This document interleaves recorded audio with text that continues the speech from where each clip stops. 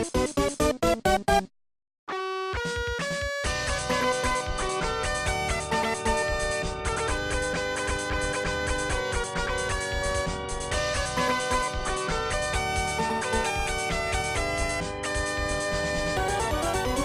what is up? It's TYYT back again with another Tokyo Ghoul review. I think this is episode 21.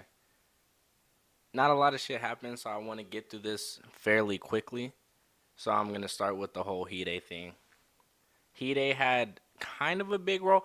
I thought he was going to have a bigger role. He didn't. He was around like here and there, just to show that he is a part of what's happening and kind of showed his, not backstory, but what he was doing for the most part while the show was going on and wasn't showing him but like showed him a little bit here and there. But other than that, he had interactions with Toka. That was pretty cool. He had interactions with Akira and Amon, which was okay.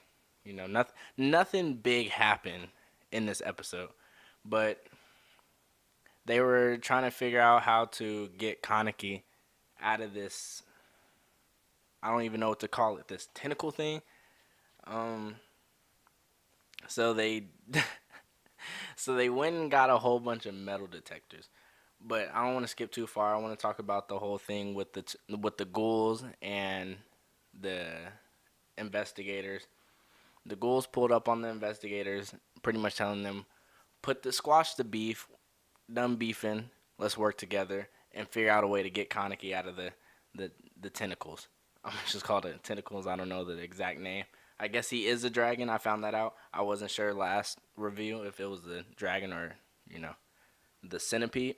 But yeah, it's a dragon. So the investigators, the main one is the dude girl with the slanted ass bangs. I don't know the name of that character, but she or he was against it. Wasn't really rocking with it. Marade is the temporary, I guess, leader. He's telling them what to do for the most part.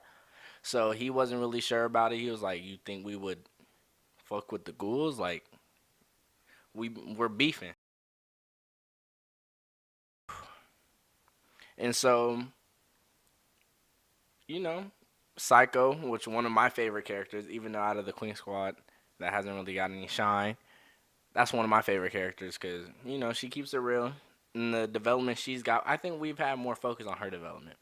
But she said she's willing to work with the ghouls. Everybody else, all the other investigators, wasn't feeling it at all. And then Suzia pulls up. But before Suzia pulls up and her squad pulls up, all the ghouls that are standing there, they take off their masks and throw it in the air, which I thought was a really dope scene because it pretty much showed like we have nothing to hide. We not with the bullshit. We're keeping it real. We're not hiding anymore. Pretty simple. And so Suzia pulled up, and the commander in chief for right now asked him, it's up to you. And Suzia ultimately said that let's all do this together. So Tsukiyama calls his dad. The dad calls the prime minister. Gets a whole bunch of metal detectors, and then they go to the scene where they're all using little metal detectors, and a whole bunch of little bus globs, I don't even know what to call them, shot out of the tentacles and started attacking the investigators. So the investigators were fighting them, and then they were told, the ghouls and the quinks were told to keep on looking for Kaneki. And Ure, MVP again of this episode. I don't even have to go into why. He's that nigga. So they find Mutsuki. Mutsuki almost ruined this episode for me, but I'm not gonna go and rant about her again. So, long story short, they fought. Well, not really fought, but Mutsuki tried to fight them. Blah blah blah. Sob story. They ended up, using words, heart of the cards. Naruto talk no jutsu. So they're cool, and then that's it. The episode ended, and then after the credits, it showed Toka finding Kaneki. Well, I'm assuming because the metal detector started going off.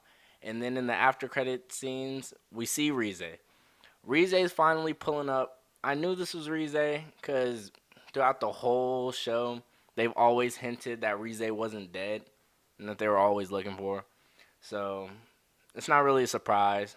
It would have been dope if it was a better surprise, or they handled it better to where they didn't make it so obvious for it to just disappear in the beginning of the episode after telling Mutsuki what Mutsuki did.